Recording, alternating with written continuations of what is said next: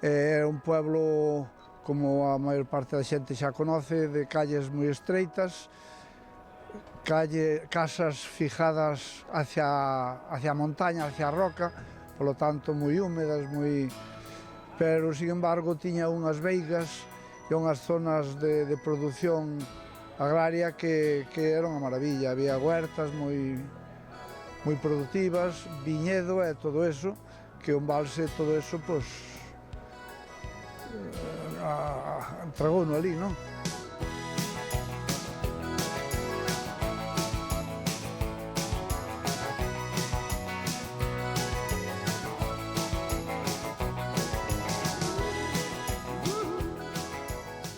Así recorda Aurelio a antiga vila de Portomarín, a que o encoro asolagou no ano 1963. Aurelio leva toda a súa vida nesta vila, dende que naceu no 1934 e foi traballador da empresa Unión Fenosa, polo que viviu en primeira persoa o traslado da vila e os numerosos cambios que supuxo. Agora aquí, ao facer un pueblo novo como o pueblo novo que é, con proxecto e ideadas as calles e plaza, e trasladando os monumentos máis importantes que abaixo había, pois sigue tendo o realce que houbera tido abaixo ou máis se cabe.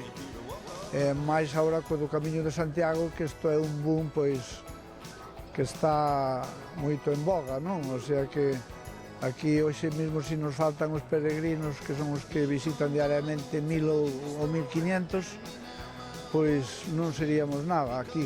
Aurelio foi bautizado na igrexa da bella vila de Portomarín, unha igrexa que foi trasladada pedra a pedra ata o seu novo emprazamento, da mesma maneira que se trasladaron as construcións máis importantes. Xa sabéis que as iglesias, as dúas, ya algún edificio importante, pois foi trasladado pedra a pedra, polo menos as máis importantes, que o que haya vivido a historia pois tamén ten moito mérito, non? O decir que, por exemplo, eu fui bautizado nesta iglesia abaixo. Foron pouco máis de 5 anos os que se tardaron en trasladar as igrexas e edificios máis representativos, un tempo que quedará gravado para sempre na memoria de quen o viviu.